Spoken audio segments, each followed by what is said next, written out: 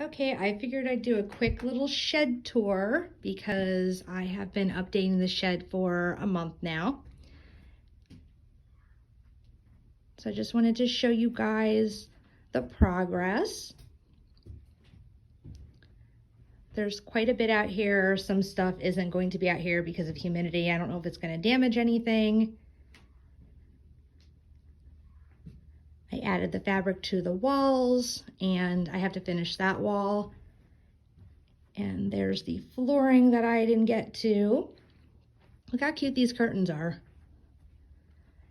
And I added a shelf for my battery pack because I don't have any electric out here. So that's running the lamp. Okay, well that's my shed tour.